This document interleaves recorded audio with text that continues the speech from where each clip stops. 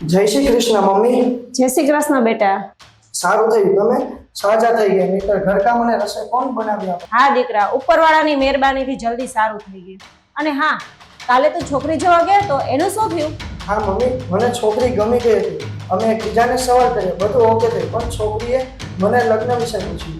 તો મેં કહ્યું મારા મેરેજ થઈ ગયા હતા અને મેં ડિવોર્સ આપી દીધા છે. તો છોકરીએ શું કહ્યું? એણે કહ્યું કે હું પરણેલો છું અને એ કુંવારી છું, એને મારા જોડે લગ્ન નથી કરવું. હે ભગવાન, એવું કહ્યું? કાંઈ વાંધો નહીં દીકરા, મૂંઝાતો નહીં. આપણે બીજા કોઈ સારા ઠેકાણા આવશે ને તો આપણે જોઈ આવશું. સારું, હું શોપ પર જાઉં છું. જય શ્રી કૃષ્ણ. જય શ્રી કૃષ્ણ. જીયા, ગોપીને કપડાં લેવા હોય તો તમે નણંદ પહોંચે બજારમાં જઈને લઈ આવજો. ઓકે, સારું. મોટા ભાઈ, તમે શું કીધું? એ હું પછી કહીશ તને. ચાલો, ઓફિસે જાઉં છું, મારે મોડું થાય છે. બાય. બાય. ખબરદાર મહારાણી, જો બેઠા છો તો. અરે પણ ભાભી, હું તમારા અને મારા રૂમના કચરા પોતા કરીને હમણાં જ આવી. થોડી થાકી ગઈ છું, મને થોડો તો આરામ કરવા દો. ચોકડીમાં 3 જોડી કપડાં પડ્યા છે, પેલા એ નિપટાવો, પછી બેસવાનું ને આરામ કરવાનું વિચારજો મહારાણી. ભાભી, મને 1 જ મહિનો થયો છે મેં અતુલ જોડે ડિવોર્સ લીધા તેને. બધા કામ હું એકલી જ કરું છું. તમને હરખ હતો ડિવોર્સ લેવાનો, હવે ભોગવો. સારું, હું હમણાં કપડાં ધોઈ વાળું છું. પણ સાંભળો ને, આપણે 1 કલાક પછી બજાર જઈએ. મારા કપડાં સાવ તૂટી જાય એવા થઈ ગયા છે. ચલો ને એકાદ જોડી લેતા આવી. ઓહો, પૂરી બાને નવા કપડાં લેવા છે. મારી પાસે પૈસા નથી. 6 મહિના સુધી આ જ કપડામાં ચલાવવાનું છે. પણ ભાભી, તમે મારા ડિવોર્સ વખતે 30 લાખ રૂપિયા અને 2 તોલાનું સોનું લીધું છે. એ 30 લાખ રૂપિયા મેં મારા બેંક એકાઉન્ટમાં મૂકી દીધા છે. તમે અમારી સાથે રહેવાના છો તો જીવનભર ખાધા ખોરાક અને કપડાં લેતામાં ખર્ચો તો થશે ને. ભાભી, તમે ખોટું કરી રહ્યા છો. તમે મારા પૈસા તમારા એકાઉન્ટમાં જમા કરાવી દીધા. બસ હવે લપું મૂક, મારું માથું દુખે છે. જાઓ અને કામ કર. હા, જાઉં છું. આ મારી દીકરાની કામચોર પત્નીએ છૂટાછેડા લઈ લીધા. બધું કામ મારે સર આવી પડ્યું. આજકાલની છોકરીઓને તો સાસુ સસરાને સાચવવા જ નથી ગમતા. હું તો એકલે કામ કરીને થાકી જાઉં છું. અરે મમ્મી, તમે કેમ સૂતા છો? બેટા, આજ મારી તબિયત થોડીક બરોબર નથી. તમે આરામ કરો. ચાલ મમ્મી, તમને તબિયત સારી ન હોય તો ચાલો આપણે દવા લઈ આવીએ. ના ના બેટા, એ તો આજે સવારે વહેલી જાગીને અને 2 રૂમની પાછી સાફ સફાઈ કરી એટલે થોડોક થાકને લીધે તબિયત બગડી ગઈ. તમે આરામ કરો. પાડોશી નિકાલે ભાભીને બોલાવી લો, એ રસોઈ કરી આપશે. અરે બેટા, પાડોશી આપણા ઘરનું કામ કેટલો ટાઈમ કરશે? અને હા, મામાએ જે છોકરીનું ઠેકાણું કીધું હતું ત્યાં પણ આપણે ગયા. બીજી વારનું છે એટલે એ લોકોએ પણ ના પાડી. હા મમ્મી, શું કરવું? એ મમ્મી, ગઈકાલે સાગર બજારમાં મળ્યા હતા અને કહી રહ્યા હતા કે ગોપી હજુ સુધી મેરેજ કરી. ગોપીના મેરેજ થયા કે ન થયા નથી, આપણે કાંઈ લેવા દેવા નથી હો. ઈ કામા કુટીને આપણે ઘરમાં લઈ આવીને શું કામ છે? આપણે એને હથેળીમાં રાખી તો એને કિંમત કરી. કદાચ મમ્મી ગોપીને મારા જોડે ફરીથી સંબંધ રાખે, હું હા પાડી દઉં. આમે સ્વભાવ સારો હતો, કોઈ ચડાવી હોય એવું મને લાગે છે. હા ઠીક છે, તને સારું લાગે એમ કર. મારે હવે ઘરમાં બહુ જોઈએ, મારે એકલાથી કામ થતું નથી. તમે આરામ કરો, હું તમારી માટે લીંબુ શરબત બનાવું. હા જા વાંડા, લીંબુ શરબત બનાય.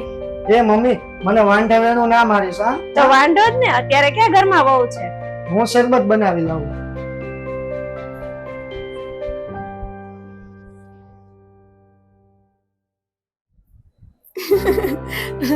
મારે તો મારી નણંદ દિવસ લઈને આવ્યા છે. જલસા છે મારે તો. બધું કામ મારી નણંદ કરે છે.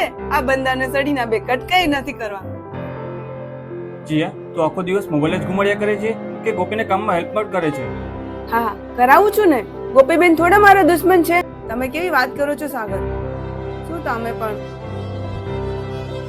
સોરી, તું તો સિરિયસ થઈ ગઈ. મેં ટેરેસ પર કપડાં સુકવ્યા છે, એ હું લેતી આવું. ગોપી ક્યાં છે? એ બાજુવાળા નીતા માસીને ત્યાં બેસવા ગયા છે. ઓકે, સારું.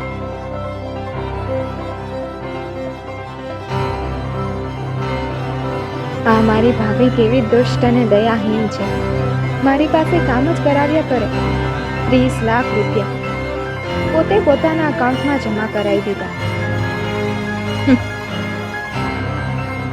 આના કરતા તો મારા સાસુ અને મારા અતુલ સારા હતા. મારી બધી ડિમાન્ડ પૂરી કરતા.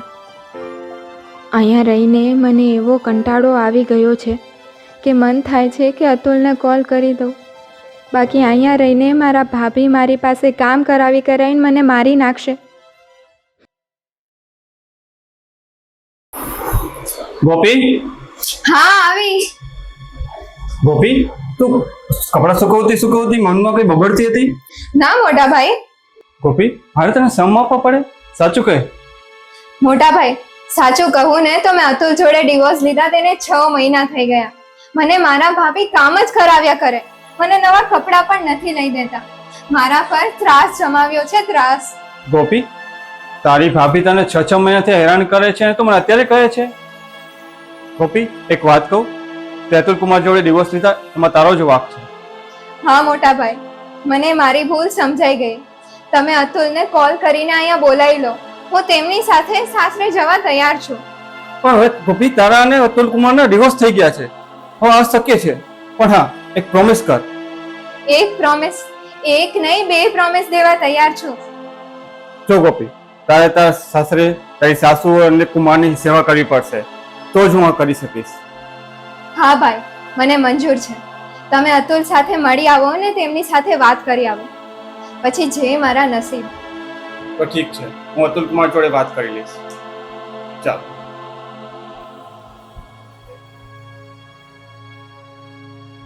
કેમ છો અતુલ કુમાર? મજામાં? બસ મજામાં. તમે, જીયા ભાભી, ગોપી બધા મજામાં? બધા બિંદાસ છે. મને તમારી જોડે ખાસ વાત કરવી છે. ખાસ વાત? શું વાત? બોલો ને. ગોપીએ મને તમારી સાથે વાત કરવાની કીધી છે. મને ગોપીએ ડિવોર્સ આપી દીધો છે, હવે વાત કરવામાં શું ફાયદો છે? જો અતુલ કુમાર, ગોપીએ નાદાનીમાં અને ઉતાવળમાં તમારી સાથે ડાયવોર્સ લઈ લીધા છે. તે એની ભૂલ કબૂલ કરે છે. હવે તમારી સાથે સંબંધમાં રહેવા માંગે છે. તમે ગોપીને સ્વીકારી લ્યો. સાગરભાઈ, મને પણ તમારી બેન પ્રત્યે લાગણી અને પ્રેમ છે. જો તમારી બેન મારા મમ્મીની સેવા કરે, માન મર્યાદા જાળવે, તો મને મંજૂર છે. બોલો, આ શરત તમને મંજૂર છે? તો હું આ શરત મને મંજૂર છે. તમે ગોપીને ક્યારે લેવા આવો છો? હું મારા મમ્મી જોડે વાત કરી લઉં, પછી તમને ફોન કરું. 2-3 દિવસમાં આવશું.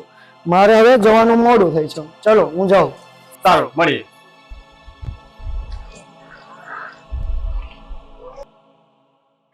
આવી ગયો બેટા દુકાનેથી? હા મમ્મી. સારું. અરે મમ્મી, બપોરે મને મારો સારો સાગર મળ્યો હતો. અરે તારા ડિવોર્સના 6 મહિના થઈ ગયા, હવે સાગર તારો સારો શેનો? મમ્મી, મારી પૂરી વાત તો સાંભળ. મારો સારો સાગર કહી રહ્યો હતો કે ગોપી ફરીથી આપણી જોડે રહેવા માંગે છે. તેને ઉતાવળમાં ડિવોર્સ આપી દીધા છે. ઠીક છે, આપણે તારા 2 ઠેકાણા જોયા. તારા બીજી વારનું છે એટલે કોઈ દીકરીનો બાપ હા પાડતો નથી. જો ગોપી બહુ હખણી રહેતી હોય ઘરમાં તો આપણને શું વાંધો છે? કઈ વાંધો નહીં. ક્યારે લેવા જવાની વાત? કાલે જઈએ. હા, તો સાગરને ફોન કરી દે એટલે ગોપી બહુ હોય તૈયારી અને ઘરમાં બધા હાજર રહે. હા, હમણાં જ કરી દઉં છું. સાગર, અતુલ કુમાર અને ગીતા માસી હજુ સુધી કેમ ના આવ્યા? જુઓ તો ઘડિયાળમાં 10 વાગવા આવ્યા. જીયા હમણાં જ આવશે. તને તો મારી બેનને સાસરે મળવાની બહુ ઉતાવળ નહીં? અરે એવું તો કઈ હોતું હશે. ગોપીબેનના ભાઈનું જ ઘર, એટલે કે એમનું જ ઘર છે. એમને ફાવે એટલું રે. પણ આ તો તમે કહ્યું હતું ને અતુલ કુમાર 8 વાગે આવી જશે એટલે. હા, એ વાત તારી સાચી. હું અતુલ કુમારને ફોન કરી લઉં છું કે તે ક્યાં પહોંચ્યા છે. લો, મહેમાન આવી ગયા.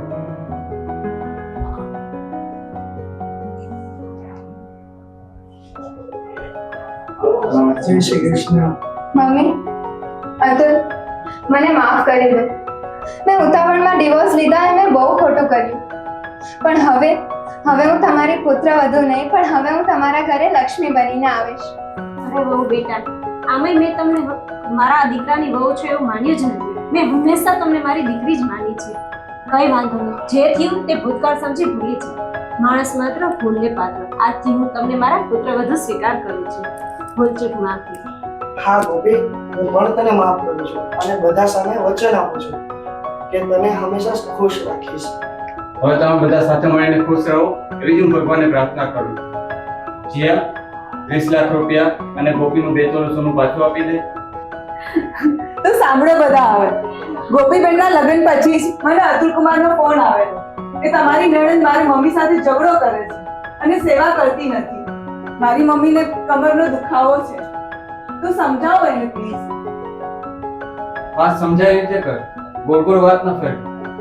સાગર, સાંભળો. તમારી બેન આપણી ઘરે મન ફાવે તેમ રમતી ફરતી, બેનપણીઓ જોડે પિક્ચર જોવા જતી, ડિનર કરતી અને મોજ મસ્તી કરીને ખાઈ પીને જલસા કરતી. પણ જ્યારે સાસરે જઈને કામ કરવાનો વારો આવ્યો ત્યારે અઘરું પડ્યું. ગીતા માસીની સેવા કરવાનો સમય આવ્યો ત્યારે એમને બળ પડ્યું. એટલે મેં અને અતુલ કુમારે ગીતાબેનના લગ્ન જીવનને બતાવવા માટે એક નાટક કર્યું. મને લાલચ કે લોભ જરાય નથી. હા, હું તેવા કે હું મિડલ ક્લાસ છું, જોઈએ તેટલી બિઝનેસમાં ઇન્કમ કમાઈ શકતો નથી, તે તમે જાણો છો. આ 30 લાખ રૂપિયા મને જીયા ભાભી આપ્યા હતા, ગોપીને સબક શીખવાડવા માટે. વાહ જીયા, આજે મને ખબર પડી કે તમારી બેન પ્રત્યે કેટલી લાગણી અને પ્રેમ વ્યક્ત કરે છે. હું ખૂબ જ ખુશ છું. મને ગર્વ છે કે તમારી પત્ની છે. Thank you. ભાભી, ખરેખર તમે મારા ભાભી નહીં પણ તમે મારી માં છો.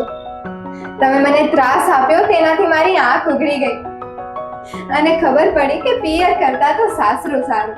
થેન્ક યુ સો મચ ભાભી. ગોપીબેન, મારા વખાણ કરી મને શરમાવશો નહીં. આ તો મારું કર્તવ્ય છે.